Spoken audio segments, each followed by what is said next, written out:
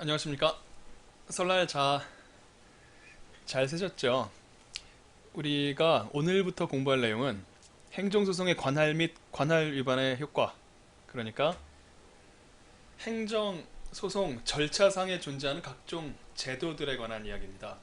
제가 미리 말씀드렸다시피 이 부분은 민사소송에서 처형한 잡다한 제도들이 특별한 통일성 없이 마구잡이로 쏟아져 나오는 부분입니다. 공부하기가 지겹겠죠? 혼자 공부하다 보면 제일 많은 사람들이 더 이상 행정소송법에 흥미를 잃고 이제 다른 과목으로 바꿔볼까? 이런 생각들을 하기 시작하는 시점입니다.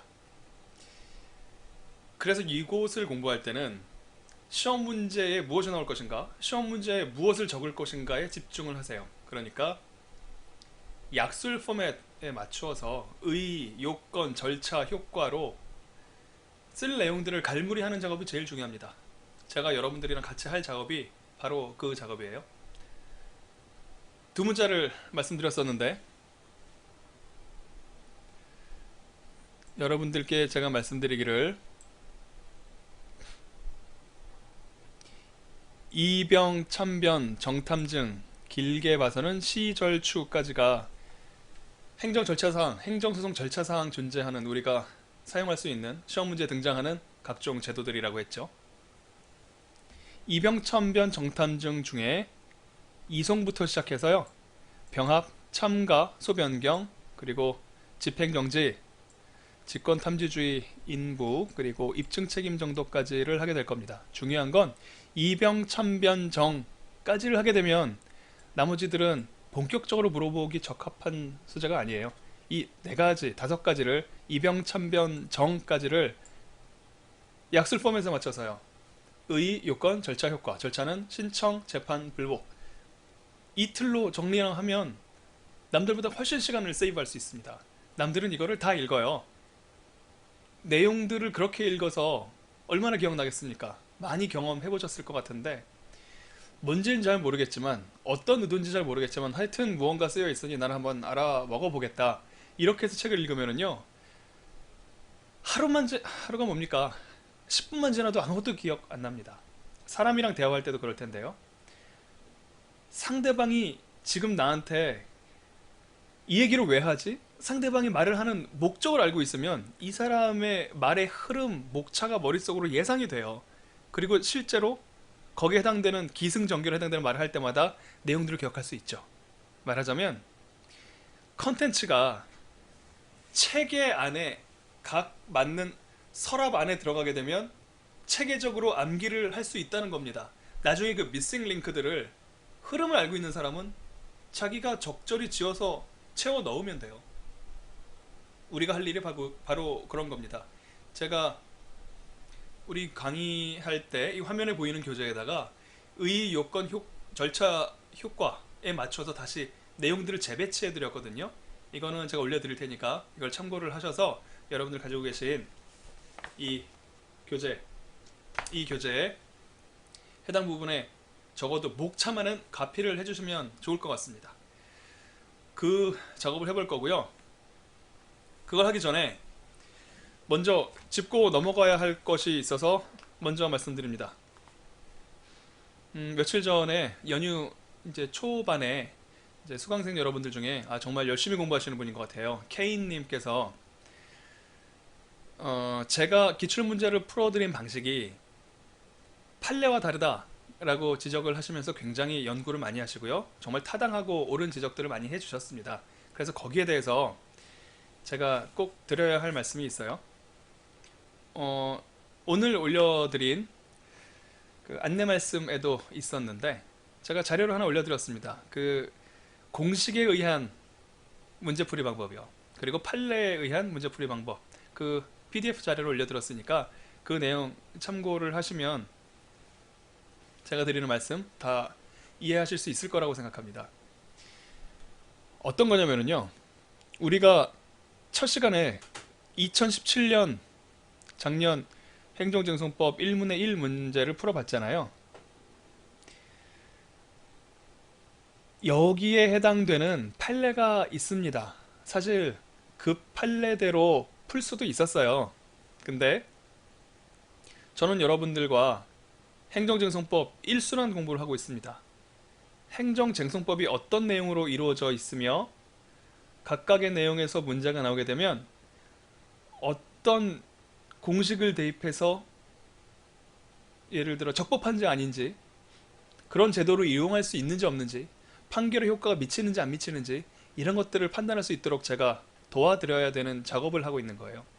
그러니까 1기는 여러분들이 알아야 되는 ABC 공식을 함께 공부하는 겁니다.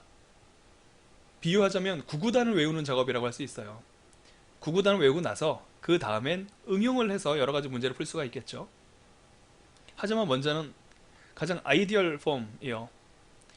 공식에 맞추어서 정의, 개념은 무엇이며 그 개념이 구현되기 위한, 그 개념이 상정하고 있는 법률 효과가 발생하기 위한 요건이 무엇인지를 여러분들이 암기하는 겁니다. 기초 공식을 암기하는 거예요. 그 공식에 의거해서 답안풀이 방법을 제가 보여드렸던 건데, 일단 K님 지적하신 바대로 결론은 판례에 한번 맞춰서 그럼 다시 한번 풀어드리겠습니다. 아예 판례에 의해서 푸는 방법도 있지만 결론은 판례대로 나오도록 하는 방법이요. 이 문제를 보셔서 기억하겠지만 대상적 격, 그리고 소의 이익, 제소기간, 크게 봐서 세 가지 논점이 도출됩니다.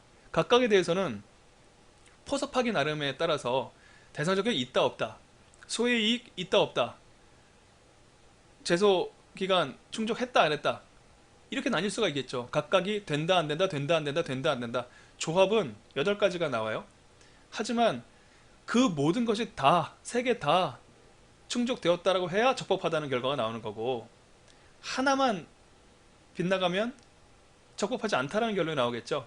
그러니까 적법하지 않을 확률이 8분의 7이라고 생각한다면 일단 적법하지 않다라고, 그러니까 판례 결론대로 결론을 맞춰주는 게 더 좋을 것 같습니다. 거기에 맞춰서 약간 변형을 가했는데, 공식을 제가 적용한 결과라고 말씀드렸잖아요. 공식 적용 과정을 다시 한번 보여드리겠습니다. 여러분들이랑 같이 문제풀이 하는 요령에 대한 약속한 거예요. 다시 한번 읽어봅니다. 건설회사에 근무하는 갑이에요. 그래서 산업재해를 받았죠. 그런데 근로복지공단이라는, 여기서는 행정청으로 취급됩니다. 권한을 위탁받은 공공기관이기 때문이죠. 근로복지공단으로부터 휴업급여, 어떤 모종의 급여를 받았다라고 드러나 있어요. 이것도 행정처분이지만 우리 문제풀이와는 전혀 상관없는 행정처분입니다. 왜냐하면 최초의 문제는 여기서 발생했기 때문이죠. 징수결정이요. 너 근로복지공단에서 장애급여 받았는데 사보험, 현대해상 같은 데서 사보험으로 똑같은 의미를 가지고 있는 금원을 지급받았기 때문에 그 부분에 대해서는 너 이중으로 돈 번 거잖아. 그래서 그 일부는 우리가 회수를 할게. 그래서 줬다가 뺏었습니다. 그것을 징수결정이라고 불러요. 징수결정이 문제되는 최초의 처분입니다. 앞으로 문제풀이에서는 당초 처분이라는 표현으로 등장할 겁니다. 그랬는데 민원을 제기했고요. 근로복지공단이 줬다가 뺏는 처분을 했는데, 너 얘기를 듣고 보니 좀 딱하긴 하다. 일부는 너 말 들었고 좀 깎아서 뺏어갈게. 이렇게 이야기를 했습니다. 감액 처분을 한 거죠. 문제풀이에서도 감액 처분이라는 표현으로 주로 등장할 겁니다. 이때 또 문제가 발생합니다. 첫 번째, 두 번째 처분이 있었죠. 두 번째 처분을 하면서 고지서를 발급을 했는데 행정심판 또는 행정소송을 법정기간 내에 제기할 수 있다라고 고지를 한 겁니다. 우리가 고지에 관련된 오고지의 효과 이런 것들 떠오르잖아요. 잠정적으로 혹시 이런 걸 물어보는 게 아닌가 생각할 수 있겠죠. 한편 공무원 갑은 여기서부터는 양가로 2번 푸는 거기 때문에 상관없고요. 우리 1번 문제 한번 풀어볼게요. 제가 1문 1회 해결 옆에 이해를 위한 글에 노란색으로 이런 글자를 적어두었습니다. 기복 없는 선수, 대박치는 선수, 이렇게 적어드렸는데요. 이거는 공식으로 문제 푸는 사람이랑 판례 외워서 문제 푸는 사람을 비교를 한 거예요. 말씀드린 대로 대상적 격, 소의 이익, 제소기간 각각의 OX를 따지자면 8가지 경우의 수가 나와요. 그리고 각각의 소송 요건을 갖췄는지 안 갖췄는지는 논증하면 됩니다. 어떤 결론을 쓰더라도 그 결론에 대해서는 오픈되어 있어요. 적법 요건을 먼저 일별하는 것이 일단 공식이라고 말씀드렸습니다. 적법한가라고 물어보는 문제가 나오면 일단 적법 요건을 한번 적어주세요. 대원익피 전관기 혹은 대원소 피치제 소관 적어주셔야 됩니다.